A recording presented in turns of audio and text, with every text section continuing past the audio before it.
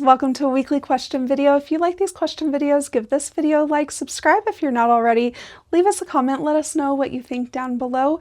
All of those things really do help out the channel, but if you want to support what we're doing, dive deeper into the topic of domestic discipline, a link to our Patreon is down below. That is the best place to get everything that we offer, so definitely check it out if you're interested. On this week's question, I wanted to talk about a question that I received, which is asking if the higher intensity that we use during spankings, if that makes it to where it's really hard for me to kind of maintain my composure, not only physically, but vocally. Now, the short answer is yes. It is hard to maintain my composure, both physically and vocally. Now, I am still expected to stay in position, but I'm not expected to stay perfectly still.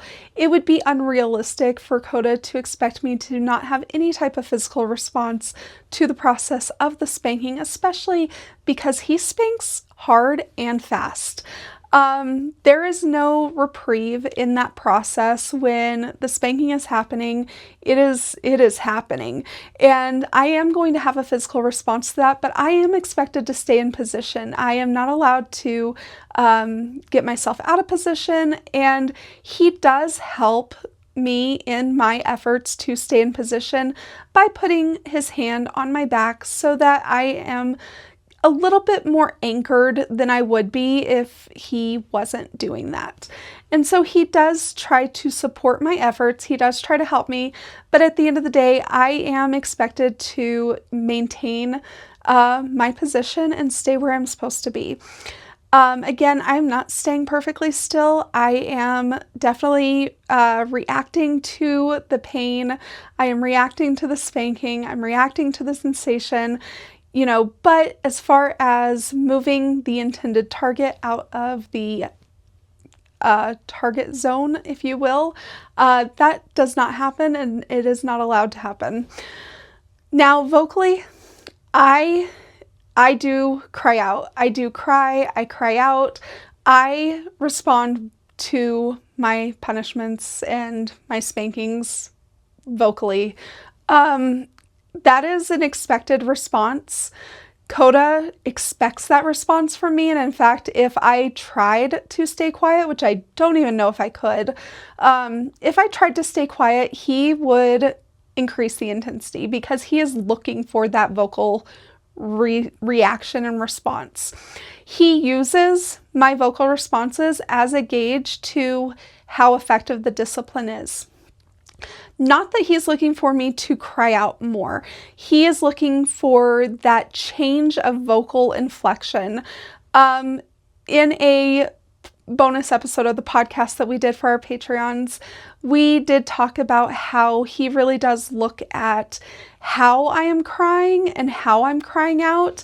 And he said that it changes when he notices that I yield to the punishment process, when I've yielded to the discipline, that the way my vocal response changes gives him the clue that the discipline is being effective. And so he really does use that as a gauge, and so he needs that feedback from me. So I'm not stifled. I am not told to stay quiet. I don't even know if I could. If we were in a position where I had to be quiet, we would completely have to shift how we do punishment and how we do spankings, because the way they are now, I wouldn't be able to stay quiet. I wouldn't be able to prevent myself from crying out because they are so intense, because Coda does spank so fast and there is no reprieve. There is no stifling that response. However, I will say that the higher intensity helps me kind of like lose myself in the process, and it helps me become more vulnerable. I think that one of the biggest emotional and mental processes that I go through in punishment is that I need to kind of lose the idea that I can control myself. And I think that that's what Coda's talking about when he talks about my vocal responses changing, is I lose myself in the process and become vulnerable to him and come under his authority and under his control in that process. And so that's what the higher intensity does, is it creates an emotional vulnerability. It creates this like losing of self in a good way.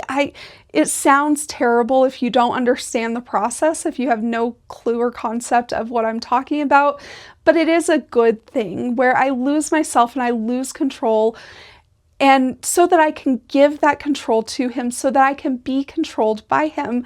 And again, that sounds terrible.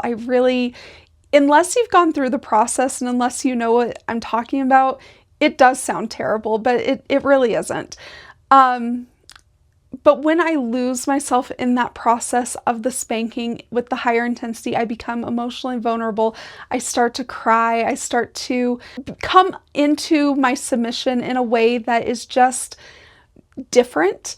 It is exactly where I need to be. And that is why the higher intensity spankings do work for me, because it puts me in a position to submit to Coda's authority, come under his authority, under his control, so that I don't try to retain control in areas that I shouldn't have control.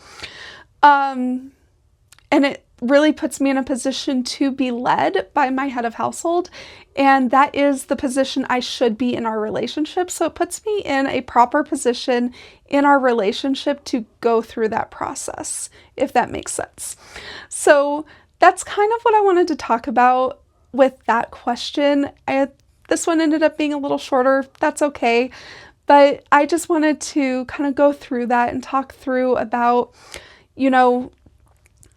the process that I go through. And yes, higher intensity does make it to where I don't have the ability to maintain my composure. So spanking is something that you have to just kind of go through that process.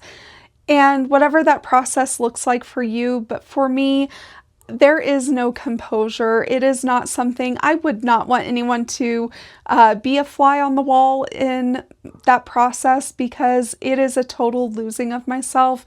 It is a total act of submission, but it is something that is just, I am fully present in the experience of it because there is no other option because of what is happening.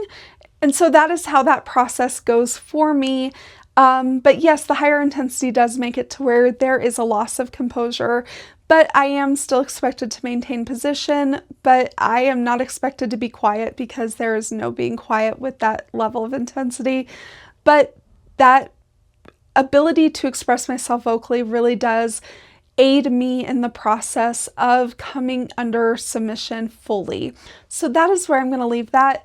Let me know what you think down below. I hope you got something out of this, and until next time, we will talk to you later.